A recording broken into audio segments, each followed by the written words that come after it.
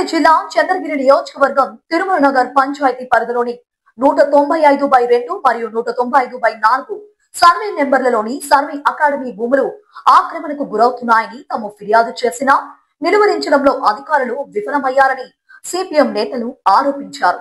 ఈ నేపథ్యంలో పేదలకు ఇళ్ల స్థలాలకై సిపిఎం పార్టీ ఆధ్వర్యంలో ఇళ్ల స్థలాల ఆక్రమణ కార్యక్రమానికి నేతలు పిలుపునిచ్చారు. ఈ మేరకు ఆదివారం ఉదయం బొమ్మల క్వార్టర్స్ వద్ద ఇళ్ల స్థలాల ఆక్రమణకై ఉదయం నుంచే పేదలు పెద్ద సంఖ్యలో గుమ్మిగూడారు. తిరుచానూరు సిఐ సునీల్ కుమార్ ఆధ్వర్యంలో పోలీసులు డ్రోన్ కెమెరాలు, హ్యూమన్ బాడీ కెమెరాలు వినియోగిస్తూ పోలీస్ వ్యాన్లతో పెద్ద సంఖ్యలో ఘటనా స్థలికి చేరుకున్నారు. కాగా సిపిఎం నేత కందారపు మురళి ఆధ్వర్యంలో పేదలు సిపిఎం జెండాలు చేతబట్టి పేదలకు న్యాయం చేయాలి, ఎమ్మెల్యే హామీ మేరకు ఇళ్ల స్థలాలు కేటాయించాలని పెద్ద పెట్టున నినాదాలు చేస్తూ ప్రదర్శనగా సర్వే అకాడమీ భూముల వద్దకు చేరుకున్నారు. భారీ సంఖ్యలో ఉన్న పోలీసులు పేదలను భూముల్లో ప్రవేశించలేకుండా అడ్డుకున్నారు. ఈ సందర్భంగా సిపిఎం నేతలకు పోలీసులకు మధ్య తీవ్ర వాగ్వివాదం జరిగింది. పోలీసులు తమను అడ్డుకోవడాన్ని నిరసిస్తూ నడి రోడ్డుపై ప్రజలతో కలిసి సిపిఎం నేతలు బైఠాయించారు. ఈ సమయంలో జోరున వర్షం కురుస్తున్నా లెక్క చేయక నేతలు రోడ్డుపైనే కూర్చొని బైఠాయింపును కొనసాగించారు. వర్షం పెద్దది కావటంతో పోలీసులు ఇబ్బంది పడ్డారు. జనం వర్షంలో సైతం కదలకుండా కూర్చొని తమకు ఇళ్ల స్థలాలు ఇవ్వాలని, ఆక్రమణలను కూల్చివేయాలని పెద్ద పెట్టున నినాదాలు చేస్తూనే ఉన్నారు. ఈ సందర్భంగా సిపిఎం నేత కందారపు మురళి మాట్లాడుతూ గత వైసీపీ ప్రభుత్వంలో 2700 పట్టాలు పేదలకు ఇచ్చారని స్థలం నేటికి చూపలేదని ఆరోపించారు. పేదలను అడ్డం పెట్టుకుని అనేక మంది కోటాను కోట్ల రూపాయలు అక్రమంగా వసూలు చేశారని, ఆనాటికి ఈనాటికి తేడా ఏమీ లేదని, పేదల ఇల్లు లేక అవస్థలు పడుతూనే ఉన్నారని గుర్తు చేశారు. కూటమి ప్రభుత్వం అధికారంలోకి వచ్చి 16 నెలలు కావస్తున్నా ఇచ్చిన హామీలు అమలు చేయడంలో జాప్యం చేస్తుండటం సమర్థనీయం కాదని అన్నారు.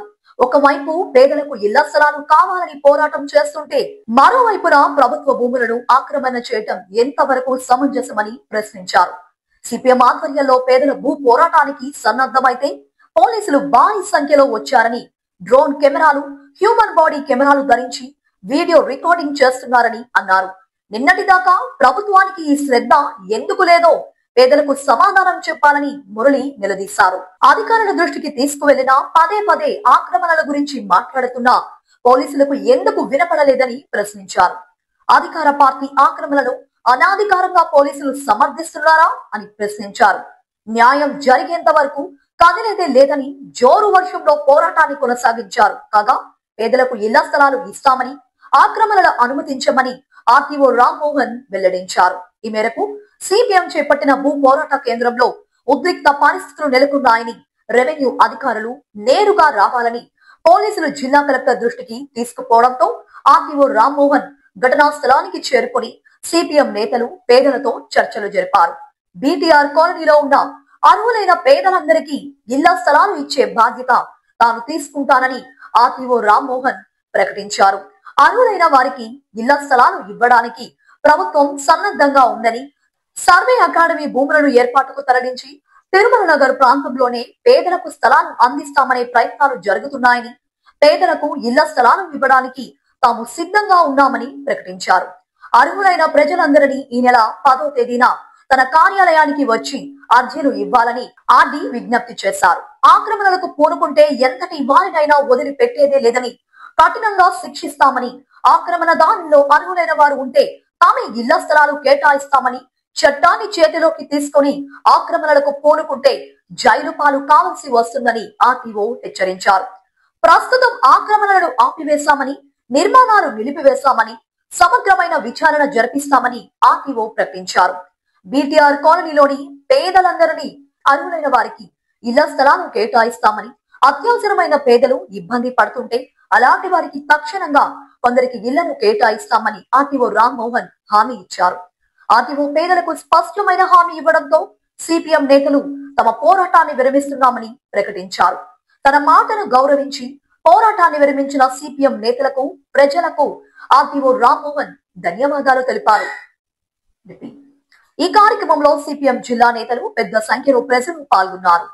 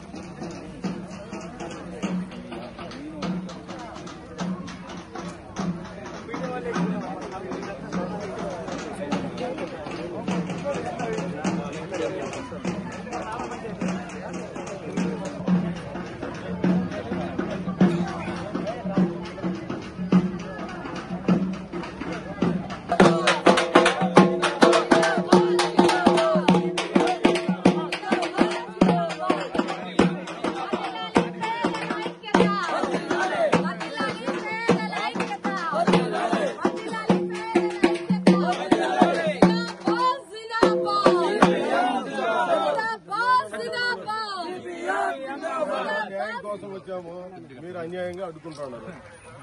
ఏమో చెప్పండి. ఇప్పుడు నిజంగా నిన్నటి దాకా ఇల్లు కట్టుకుంటా ఉండేవాళ్ళేమో చలామణి అయిపోతారు, నిజమైనటువంటి పేదవాళ్ళు వస్తే అడ్డుకుంటా ఉన్నారు. ఇది ఎక్కడ న్యాయమో చెప్పండి మీరు. దయచేసి మీరు మాకు దారి వదలండి. మేమేమో అన్యాయంగా అధర్మంగా దౌర్జన్యంగా పోవడానికి రాలా, మీరు కూడా కోఆపరేట్ చేయండి. మీరేదో మౌనంగా ఈడ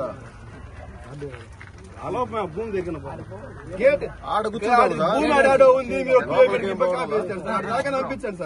ఉన్నారు కదా సార్. ఇప్పుడు మేము న్యాయం కోసం ఇక్కడికి వచ్చాము. నిన్నటి దాకా అక్రమంగా నిర్మాణాలు జరిగినాయి. అంటే పేదవాళ్ళు సామాన్యులు ఎర్రజెండా వాళ్ళు వస్తే మాత్రం మీరు రానిరు. నిన్నటి దాకా ఇష్టానుసారంగా లక్షల రూపాయలు పెట్టి అమ్మకాలు చేసి కొనుగోలు చేస్తా అమ్మకాలు చేస్తున్నారు. మేము కలెక్టర్ గారిని కలిసాం, ఆర్డీఓ గారిని కలిసాం, ఎంఆర్ఓ గారికి చెప్పాం. ఇది అన్యాయము, ఈ పద్ధతి కరెక్ట్ కాదు. ఇక్కడ ఇదే స్థలాల్లో పేదలందరికీ ఇల్లు కట్టించి మరీ ఇస్తామని చెప్పి స్వయంగా ఎమ్మెల్యే గారు చెప్పారు. ఇప్పుడేమో వేరే చోట ఇల్లు కడతా ఉన్నారు. మేము ఇక్కడ మీరిచ్చినటువంటి హామీని అమలు చేయమని చెప్పి మేము వచ్చింది. 16 నెలలు అయింది అధికారంలోకి వచ్చి ప్రభుత్వం. ఈ రోజు దాకా ఒక మాట లేదు. మేమేదో న్యాయం కోసం వచ్చి ఇస్తామంటే మీరు ఎంతమంది పోలీసులు వచ్చి అడ్డుకోవడం ఏమి న్యాయమో నాకు అర్థం కావడం లేదు సార్. దయచేసి మీరు కోఆపరేట్ చేయండి. మేము పోతాము. ఏమి రహస్యంగా హఠాత్తుగా వచ్చింది కాదు, అందరికీ చెప్పి వస్తున్నాము. కలెక్టర్ గారికి చెప్పాము, ఆర్డీఓ గారికి చెప్పాము, ఎంఆర్ఓ చెప్పాము, మీకు కూడా చెప్పాము, ఏఎస్పీ గారు, డీఎస్పీ అందరికీ చెప్పి ఈవెన్ ఎమ్మెల్యే గారు కూడా రాత్రి మాట్లాడాడు. ఇది న్యాయం కాదు కదా అంటే మేము న్యాయం చేస్తాను అన్నారు. న్యాయం చేయడం అంటే ఏం న్యాయమో? కలవడం ఏది సార్? కలవడం ఇప్పుడు మేము కలిసే లోపల ఇక్కడ అదృశ్యం అయిపోతుంది. ఈడ ఉన్నటువంటి ప్రభుత్వ భూమి అదృశ్యం అయిపోతుంది. ఎట్లది? ఏమి న్యాయం? న్యాయం కాదు కదా.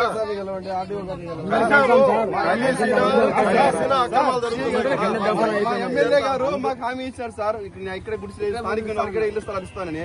కాబట్టి మా ఎమ్మెల్యే గారు హామీ మేరకు మేము వచ్చినాం సార్.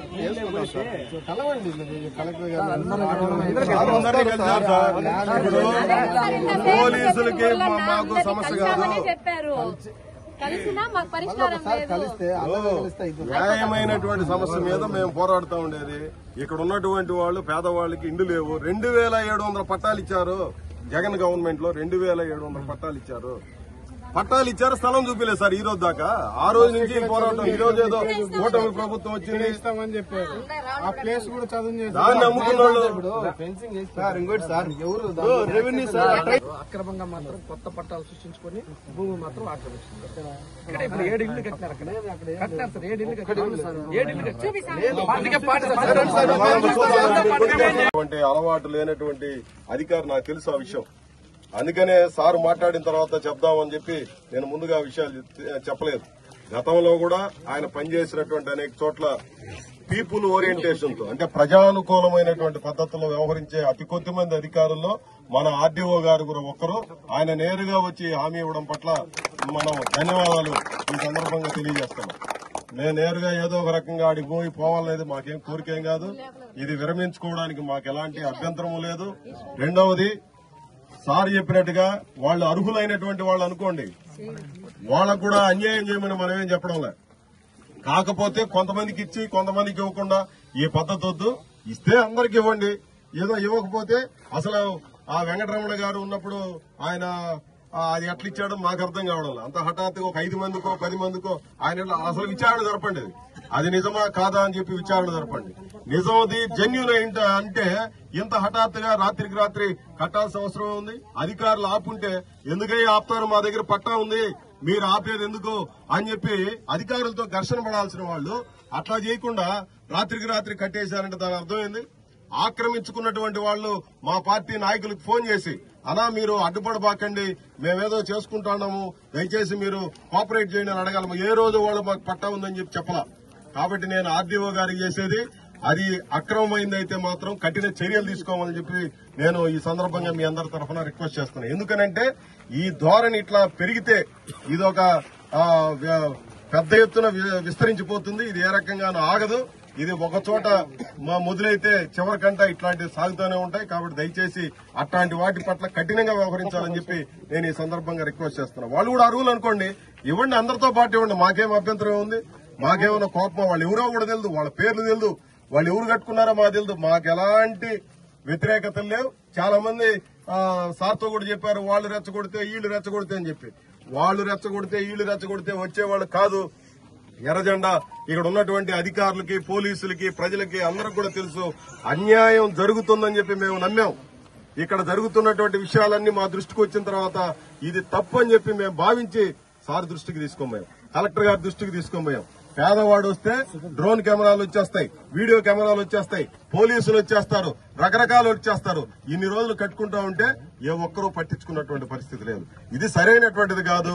ఏదో అధికారంలో ఉండే వాళ్ళకే కాదు, ఏ రకమైనటువంటి బలం లేనటువంటి వాళ్ళు, సార్ చెప్పాడు ఇంత మునుపు, బలం లేనటువంటి వాళ్ళు అంటే కాళ్ళకి చెప్పులు లేని వాళ్ళు, తలకు నూనె లేనటువంటి వాళ్ళు, పని చేస్తే తప్ప బతకలేనటువంటి వాళ్ళకి అండగా నిలబడాలని చెప్పి ఈ సందర్భంగా నేను రిక్వెస్ట్ చేస్తూ సారు విజ్ఞప్తి మేరకు మనం ఈ కార్యక్రమాన్ని విరమించుకొని ఇక్కడి నుంచి అందరూ వెళ్దాము. మన ఆఫీస్కి వెళ్లి అక్కడ కూర్చొని మాట్లాడుకుందాము.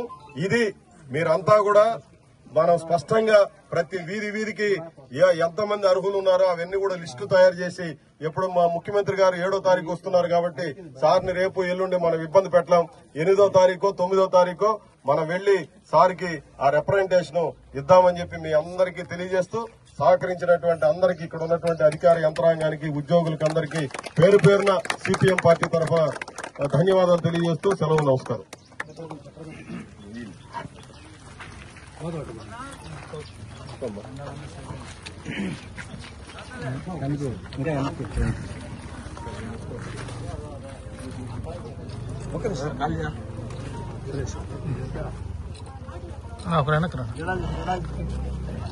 జెండాలు తీసుకో.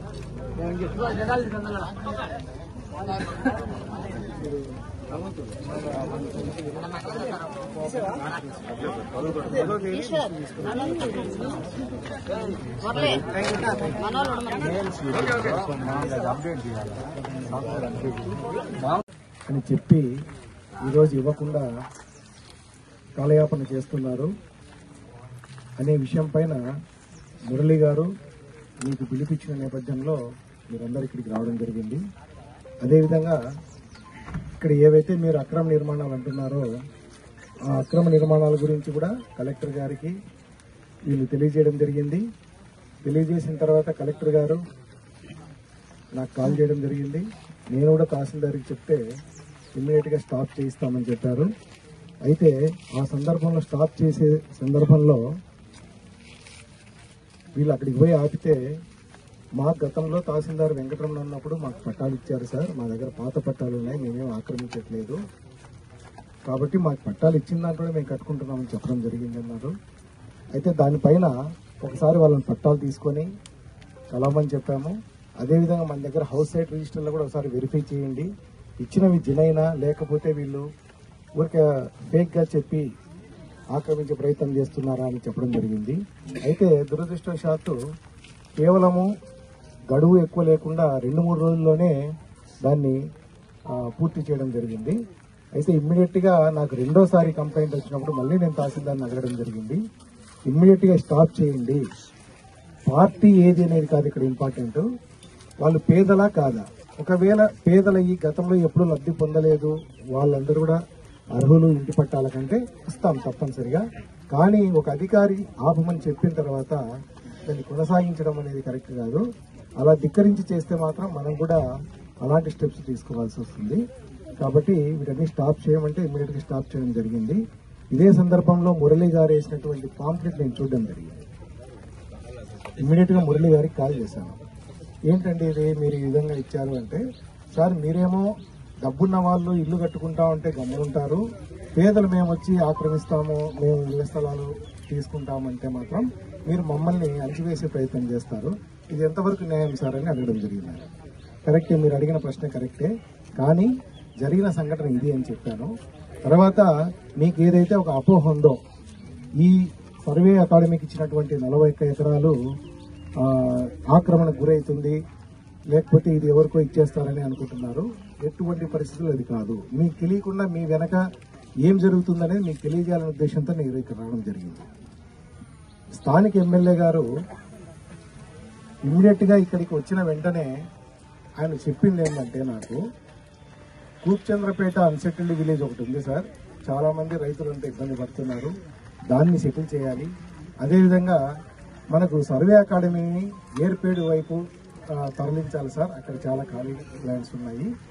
ఇక్కడ ఏదైతే మనము సర్వే నంబర్ 195 సర్వే అకాడమీకి పెట్టామో అందులో మనకు ఈ ఎన్టీఆర్ హౌసింగ్ కాలనీ కట్టేసి పేదలందరికీ ఇళ్ల పట్టాలు ఇవ్వాలని ఎలక్షన్లో హామీ ఇచ్చాను సార్. అది మనం చేయాలి. దానికోసమని గవర్నమెంట్కి ప్రపోజల్ పంపాలని కలెక్టర్ ద్వారా కూడా గవర్నమెంట్